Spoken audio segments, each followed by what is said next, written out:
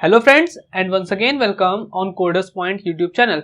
सो friends, आज हम लोग फिर से एक बार प्रोग्राम क्रिएट करने जा रहे हैं जहां पर हम यूजर से एक नंबर लेंगे जो कि 5 डिजिट का होगा। कम से कम 5 डिजिट का एक नंबर हमको यूजर से इनपुट लेना है। जैसे कि हमने यूजर को मैसेज दिया एंटर नंबर। अब यूजर हमको यहाँ पर एक नंबर इनपुट करेगा। सपोज करिए यूजर ने इनपुट करा 28,563। ये यूजर ने हमको नंबर इनपुट यहां पर कर दिया। एक काम करते हैं, नंबर को छोटा कर लेते हैं। हम लोग सपोज करिए सिर्फ 3 डिजिट नंबर ले रहे हैं। हमने यूजर से इनपुट लिया, यूजर ने इनपुट किया 285, ठीक है।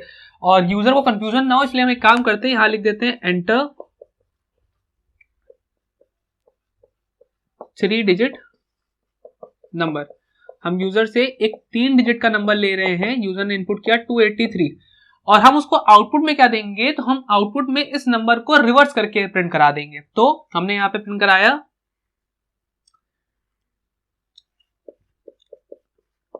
आउटपुट इज 382, ठीक है।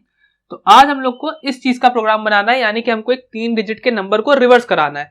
यूजुअली इसका प्रोग्राम हम लोग लूप से बनाते हैं और कंडीशंस वगैरह को यूज करते हैं, पर आज हम लोग बिना कंडीशन और बिना लूप को यूज करे इस प्रोग्राम को डेवलप करेंगे। तो चलिए प्रोग्राम को स्टार्ट करते हैं।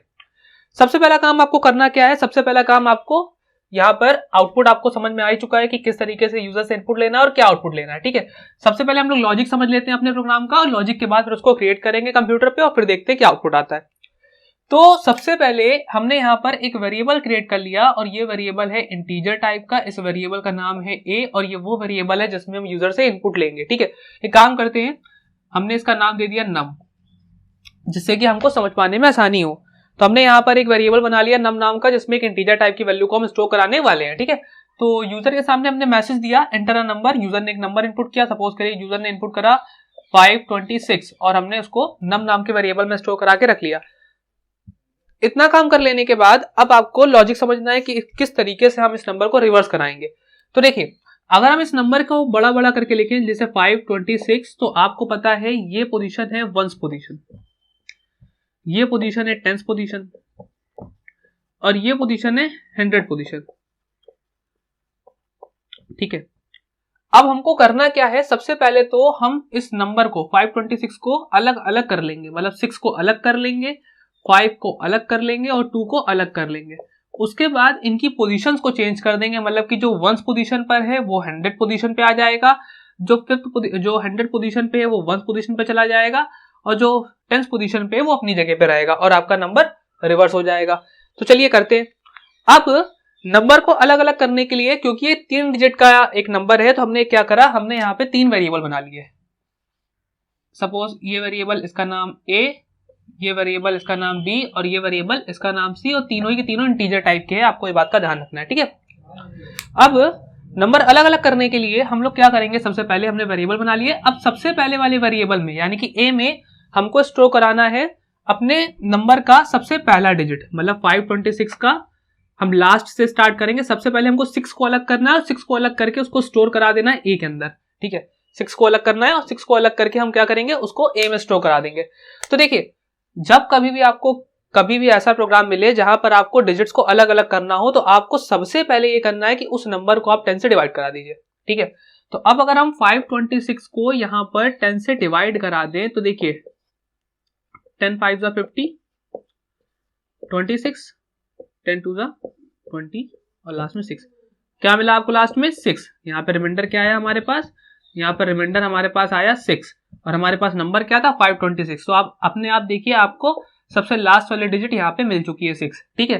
तो हमेशा याद रखिए, आपके सी लैंग्वेज में आपके पास एक ऑपरेटर होता है मॉडुलस ऑपरेटर, और इस मॉडुलस ऑपरेटर का इस्तेमाल करके आप बड़े आसानी से किसी भी नंबर में से लास्ट डिजिट को अलग कर सकते हो, ठीक है। तो हम लोग चलो वही करते हैं। तो हमने क्या करा, हम इसको हटा दे रहे हैं। हमने यहाँ पे लिखा a is equals to num modulus 10, ठीक है। हमने क्या करा, हमने करा a is equals to num modulus 10। अब नम मॉडुलस 10 से हमारा मतलब है कि नम यानी कि वो वैल्यू जो यूजर ने इनपुट करी है। तो यूजर ने यहाँ पे इनपुट करा है 526, उसके बाद हमने उसको 10 से डिवाइड कराया और 10 से डिवाइड करने के बाद जो भी रिमाइंडर मिला वो हमने a में स्टोर कर लिया। तो हमको यहाँ पे रिमाइंडर क्या मिला, हमको रिमाइंडर यहाँ पे मिला 6, मतलब a में यहाँ पे क्या आ गया 6 आ गया। ए में क्या आ गया, यहाँ पे 6 आ गया।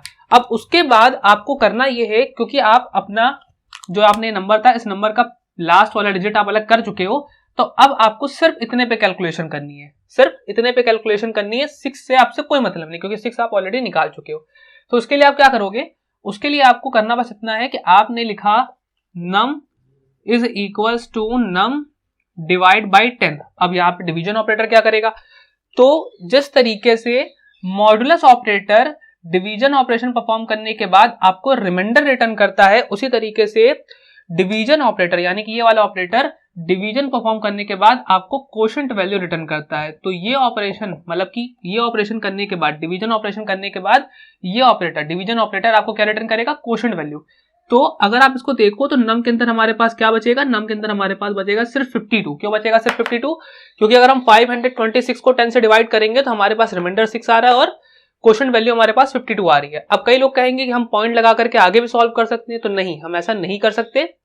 और क्योंकि हमारे कंप्यूटर में जो सी लैंग्वेज होती है, सी लैंग्वेज में मॉडुलस ऑपरेटर और डिवीजन ऑपरेटर दोनों ही इंटीजर लेवल पे काम करते हैं, मतलब कि पॉइंट पे नहीं जाएंगे। और साथ ही साथ आपके भी जितने वेरिएबल है वो सारे के सारे इंटीजर टाइप में है, तो इसके आगे कैलकुलेशन होगी ही नहीं और आपका प्रोग्राम यहीं पर रुक जाएगा। ठीक है, तो अब हमको नम में 52 मिल चुका है। कैसे मिल चुका है नम में 52, हमने नम को 10 से डिवाइड कराया और हमको क्वोशंट वैल्यू मिल गई डिवीजन ऑपरेटर की वजह से, तो हमको यहाँ पे 52 मिल गया। और ए में हमको मिल चुका है रिमाइंडर, जिसकी वजह से हमने अपने वैल्यू का लास्ट डिजिट अलग कर लिया। अब इतना कर लेने के बाद अब हमको 52 पे ऑपरेशन परफॉर्म करना है, तो 52 पे भी हमको सेम काम करना है। सबसे पहले हम क्या करेंगे, सबसे पहले हमने लिखा यहाँ पर b is equals to num modulus 10। ठीक है, हमने क्या लिखा, b is equals to num modulus 10, मतलब कि हम क्या कर रहे हैं, हम नम को फिर से 10 से डिवाइड करा रहे हैं और जो भी रिमाइंडर आ रहा है उसको b में स्टोर कर ले रहे हैं। तो हम जल्दी से करा लेते हैं यहाँ पे। तो हमारे पास यहाँ पे नंबर बचा है 52। ठीक है, तो हमने यहाँ पे लिखा 52 और ब्रैकेट में यहाँ पे लिखा 10। अब यहाँ पे 10 5 जा 50 और रिमाइंडर हमको यहाँ क्या मिल रहा है 2। तो हमने 2 को b में स्टोर करा लिया, मतलब b में क्या आ गया हमारे पास, b में हमारे पास आ गया 2। ठीक है, और उसके बाद हमने यहाँ पे लिखा, उसके बाद हमने यहाँ लिख रहे हैं num is equals to num divide by 10। ठीक है, तो अब इतना कर लेने के बाद आप यहाँ पे देखिए हमारे पास यहाँ पे num में क्या बचा, हमने num को 10 से डिवाइड कराया। अब यहाँ पे क्योंकि डिवीजन ऑपरेटर यूज कर रहे हो आप, तो यहाँ पे आपको क्या मिलेगा, यहाँ पे आपको मिलेगी ये वाली वैल्यू यानी कि क्वोशंट वैल्यू। तो num में यहाँ पे आपको मिलेगा 5, num में यहाँ पे आपको क्या मिलेगा 5। ठीक है, तो num में आपको क्या मिला 5। तो देखिए पहली स्टेज में हमने यहाँ पे अलग किया था 6 को, दूसरी स्टेज में हमने अलग कर लिया 2 को और उसको स्टोर करा लिया b वेरिएबल में। उसके बाद तीसरी स्टेज में अब हम क्या करेंगे, c में हमको वैल्यू स्टोर करानी, तो c के लिए हमने यहाँ पे लिखा c is equals to num modulus 10। फिर से same logic, c is equals to num modulus 10। तो मतलब कि क्या होगा यहाँ पे, यहाँ पर हम अब की बार 10 से डिवाइड करा रहे हैं, हम यहाँ पे किसको डिवाइड करा रहे हैं, अब की बार हम 5 को डिवाइड करा रहे हैं। तो जैसा कि आपको दिख रहा है कि यहाँ पे डिवीजन परफॉर्म नहीं हो सकता, क्योंकि 5 जो है वो 10 से छोटा है। तो हमको यहाँ पर सीधे रिमाइंडर क्या मिल जाएगा, 5 मिल जाएगा। तो हमारे पास c में क्या आ गया, c में हमारे पास आ गया अब की बार 5, c में हमारे पास क्या आ गया 5। और क्योंकि अब आगे डिवाइड होगा ही नहीं, तो हमको num को आगे इससे ज्यादा छोटा करने की जरूरत नहीं है। तो आप देख सकते हो हमारे पास यूजर ने इनपुट किया था 526 और हमने 3 बार ऑपरेशन परफॉर्म करके क्या करा, पहली बार हमने 6 अलग कर लिया, दूसरी बार में 2 अलग कर लिया और तीसरी बार में हमने 5 अलग कर लिया। यहां तक हो गया। अब यहां तक कर लेने के बाद अब इसको हमको वापस से कंबाइन करना और कंबाइन करा के फाइनली यूजर के सामने प्रिंट करा देना है। तो ये लॉजिक पार्ट आपको समझ में आया। ठीक है, तो अब इसको हटा देते हैं और आगे बात करते हैं। देखिए नॉर्मल केसेस में हम इसको लूप के थ्रू बनाते हैं, ठीक है, क्योंकि लेकिन हम लोग बेसिक प्रोग्राम्स की बात कर रहे हैं, तो हम लोग को इस तरह के लॉजिक फॉर्म करना आना चाहिए जिसको हम बाद में जाकर के लूप में भी इंप्लीमेंट कर सकते हैं। ठीक है, तो हम लोग आगे बढ़ते हैं।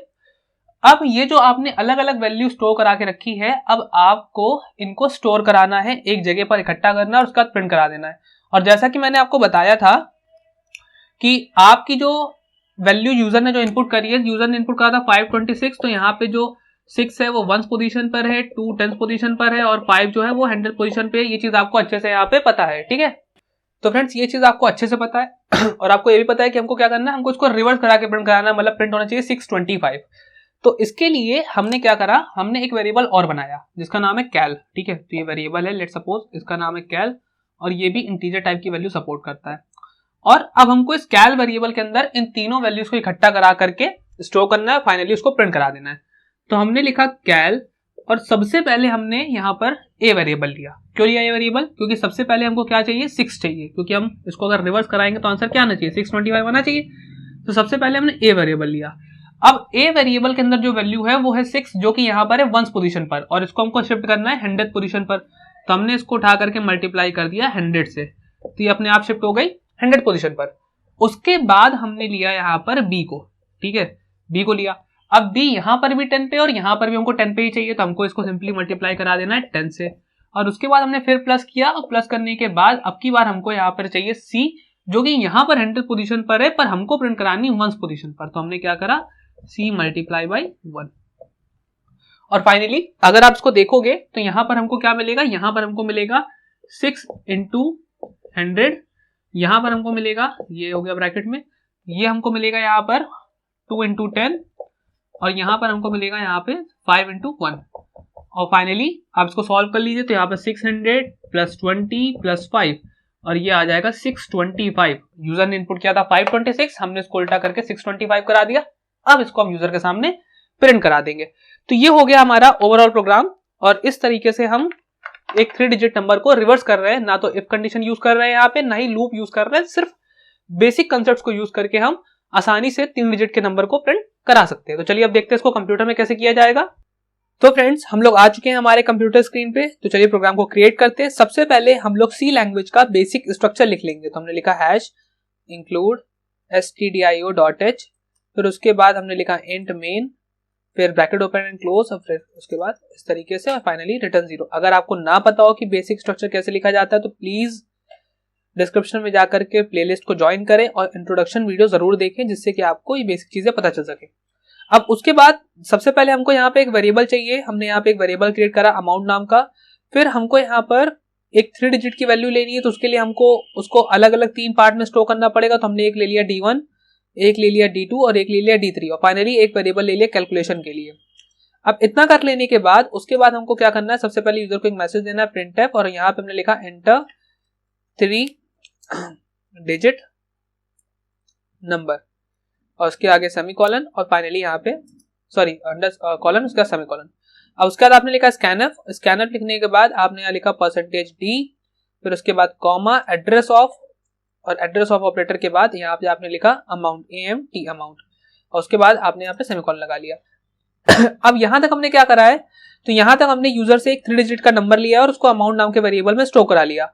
इतना काम कर लेने के बाद अब सबसे पहले हम लोग क्या करेंगे, सबसे पहले हम लोग D1 में उस नंबर का लास्ट पार्ट अलग कर लेंगे। तो हमने लिखा D1 is equals to amount, और उसके बाद अमाउंट